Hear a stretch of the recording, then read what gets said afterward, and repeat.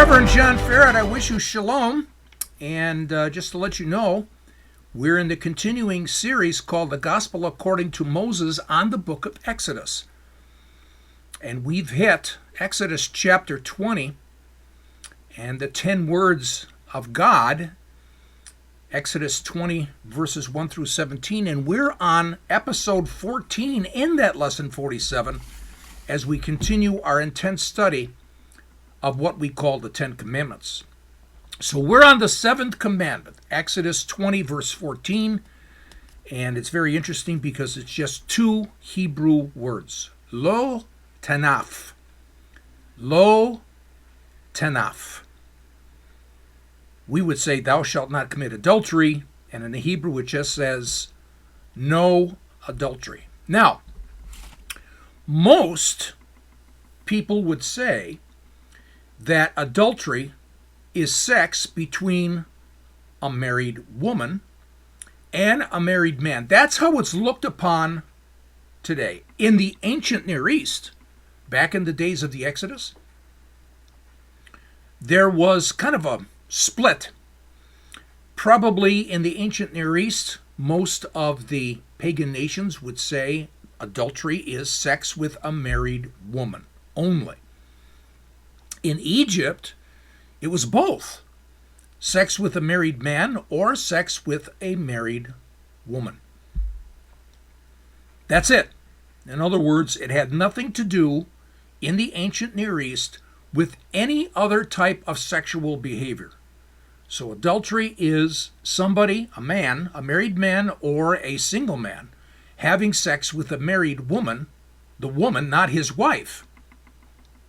And in Egypt, as I said, it'd be sex with a married woman, whether her male partner was married or not, it makes no difference, or it was a sex with a married man. Therefore, it's a single woman or a married woman, and if married, that's not her husband.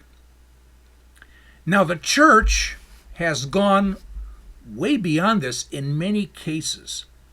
I'll give you an example. I have John Curried's Torah commentary with me, so it's a Christian Torah commentary, and he is, again, recognized as an awesome biblical scholar. He's an Egyptologist and archaeologist. However, he is typical in the sense that there is more that Christians or the church really associates with this commandment.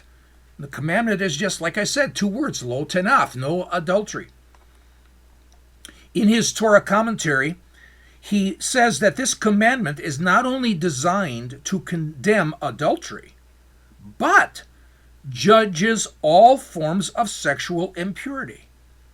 It is the exemplar or paradigm that is a standard to be applied to all types of sexual relationships.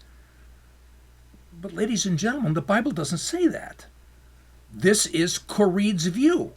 He's looking at Exodus 20, verse 14, and he's saying it relates to all sexual sin. Now, I disagree with this. I'm beginning to wonder if this comes from things that I have heard in the church, whereby the law, the old law, the laws in the Old Testament we can do away with, but the problem is the Ten Commandments. What do we do with that? Do we throw out everything? The church says, no, we'll keep the Ten Commandments.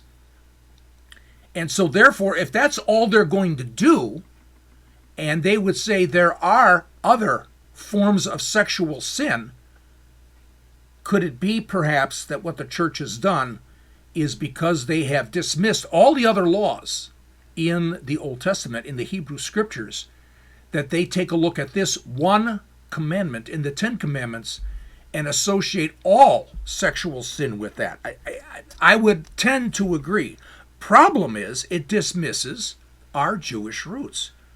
And on top of that, it really violates our study of the Bible as we put it into its historical perspective. So for me, in my studies and research for this podcast, I have found that this commandment, the seventh commandment, thou shalt not commit adultery, is more complex that I imagine. It's not as simple as just saying, oh, this means all sexual sin, as the church portrays.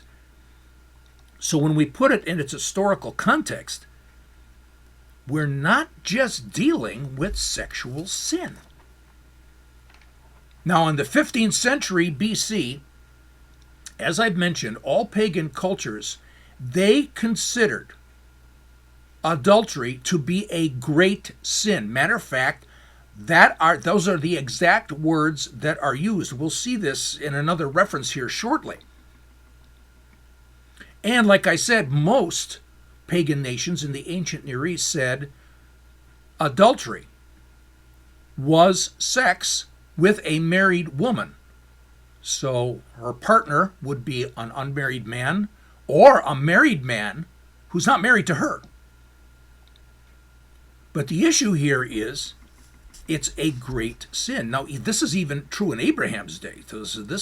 Abraham's day is hundreds of years before the time of the Exodus in the 15th century BC. Do you remember the pagan king Abimelech? Some of you may pronounce it Abimelech. This is going to be in Genesis chapter 20. If you recall, Abraham feared the king.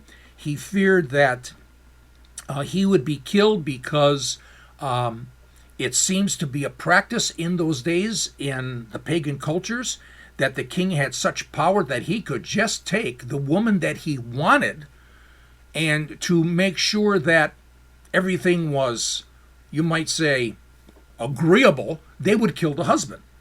So Abraham was feared for his life, and basically told Sarah, listen, they're going to take you, but tell them a lie. Tell them I'm your brother. Now, there's more here. We're not going to go into it. I suggest that you go to the website www.lightofmenorah.org, and when you're there, look at the top part of the home page, and you'll see a bunch of words up there, and the one that you should pick is Other Resources.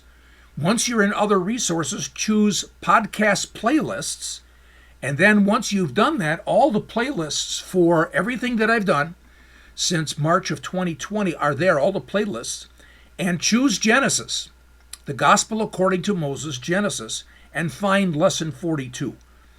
And you can just click on it, and you'll be able to study that concept and study specifically those Bible verses in chapter 20 that had everything to do with Abraham telling Sarah to lie to Abimelech with regards to him being her husband. But what I'm interested specifically is one verse in that story, and this is Genesis 20, verse 9. And it says in the New American Standard, then Abimelech called Abraham and said to him, what have you done to us? And how have I sinned against you, that you have brought on me and my kingdom a great sin? You have done to me things that ought not to be done.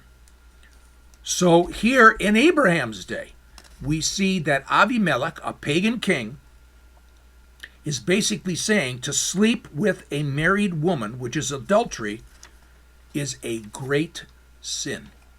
And it's a great sin throughout the ancient Near East.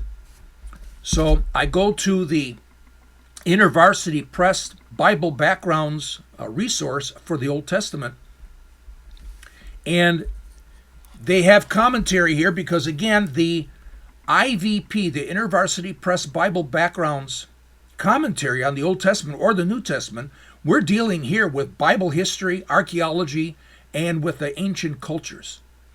So here is the commentary from the Bible historians with regards to this idea of the great sin.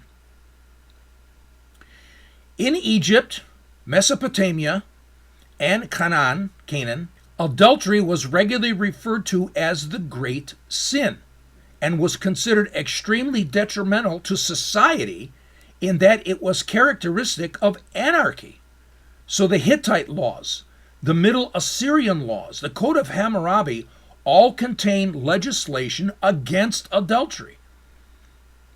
And the issue is not the sex involved. But as they go on here, the protection of the integrity of the family unit was important because the family was the foundation of society. Compromise or collapse of the family meant compromise or collapse of society.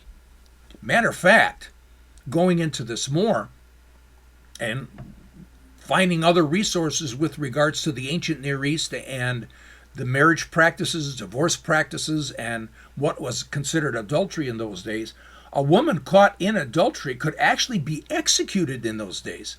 It's just like we're going to read later on in Leviticus, that a man and a woman caught in adultery, where adultery is defined as sex with the married woman, both the married woman and her lover will be killed by God's law. And here we find this to be one of the possibilities in the ancient Near East and pagan cultures. It was really kind of up to the husband at that time to decide what the punishment would be for his wife who was caught in this act of adultery. So in the ancient Near East, this is a great sin. And adultery threatens the integrity of the family. This is very interesting. The woman had such an important role in that unity of the family. And that if she somehow is tempted and lured into a extramarital affair with a married man, that's not her husband, or a single man, it was not necessarily the sex that was the issue, but what it was doing to the family. Now, if you recall, we talked about the Ten Commandments having a certain organization. We did this in previous lessons. You can go to, for instance, the website again, www.lightofmenorah.org. And again, you'll find the various words and various options that you have at the top of the screen. On the far right, pick other resources. Then click on podcast playlists and find the playlist for the Ten Commandments. When you find that playlist, go down to lesson 12, both parts 1 and part 2, and it talks about the Ten Commandments, and it talks about the organization of the Ten Commandments. So it is possible that the Ten Commandments, which were written on tablets of stone on the front and back, could have been arranged that the first 4 were on one side and the last 6 were on the opposite side, or it could have been the first 5 were on one side and the last 5 were on the opposite side. I will go with the fact that it's possible that Commandments 6 through 10, that second group, would have been a group that would have been organized by itself, because all of those commandments, do not murder, do not commit adultery, do not steal, we haven't got to that one yet, have everything to do with our fellow man, our society. Where Commandments 1 through 5, the first group, have everything to do with our relationship with God. Honoring parents has everything to do with our relationship to God. Again, like I said, if you go to lesson 12 and parts 1 and part 2, finding them in the podcast playlist, you'll be able to study that more in depth. Now, Dennis Prager has some excellent insights into this commandment as it's related to the second group. The second group of commandments, Commandments 6 through 10, that are related to our fellow man and that are related to society. This was in his audio series on the Torah that he finished. Took him 25 years to teach the Torah line by line, paragraph by paragraph. It's an amazing series, and he did it not only for Jews, but he's done it for Jews practicing Judaism, but he also has done it for Jew and Gentile practicing Christianity. So again, Commandments number 6 and 10 are related to God's instruction as to what it means to have a good society. So, as I mentioned, Dennis Prager, over all of these years in his audio series on the Torah, we take a look at Commandments 6 through 10. Do not murder means protection of the person, and an emphasis on life. Do not commit adultery. Preserve the family. And the family is the foundation of a good society. And this is true in the ancient Near East among all the pagan nations. Going again to the InterVarsity Press Bible background on the Old Testament, we read, the purpose of the legislation against adultery was to protect the husband's name by assuring him that his children would be his own.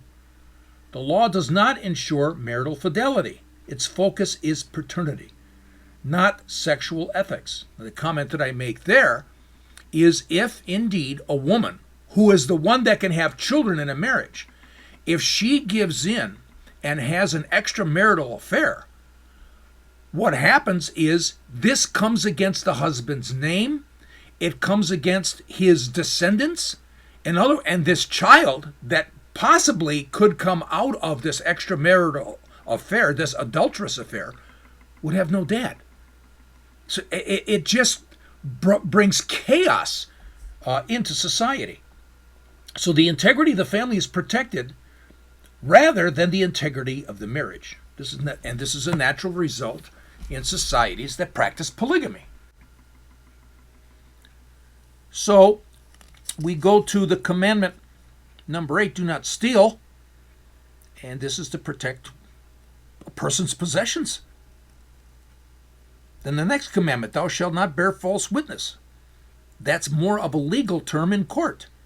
In other words, to create the foundation in a good society of a justice system, a legal system, a system that does not show favoritism, but is equal to all, whether poor or rich, powerful or weak. A fair, just society and a fair, just legal system. Then we come to the last commandment, do not covet. Now we're going to get there. Most people say this means lusting, and it's got nothing to do with lust. We're going to see that the Hebrew word that's translated into the English as covet has got a lot more to do with illegal, or you might say devious means, fraudulent means, to be able to get something that we want. So once again, I thank Dennis Prager, a brilliant Hebrew scholar and Torah scholar, showing us that indeed God's instruction, his Torah, is to teach his Hebrews, his people coming out of Egypt, what is required for a good society. Now, when you go to Isaiah 42:6, we find that God says in Isaiah 42:6 that Israel is a light to the nations. And then in 49:6, Isaiah 49:6, we read that, and God is saying, yeah, you're a light to the nations to bring my salvation to the ends of the earth. And so all of a sudden we see Israel has been picked so that they will be a light to all the nations, the entire world, to teach the truth of God's word and to bring God's instruction as to what it means to have a righteous society, a good society, a society of shalom. And it's all dependent upon God's laws and obeying God's laws. And they would have to live that out to show the world what it means. But for the Hebrews coming out of Egypt, it even gets more interesting. This commandment, as we put it back into its historical context, I'm going to take a look at that as they hear the completeness of God's word. They're the first ones to hear the Torah. And so again, for the Hebrews, it even becomes more serious and more interesting. So join me in part 2 of this mini-series on commandment number 7, thou shalt not commit adultery. And until then, I wish you shalom.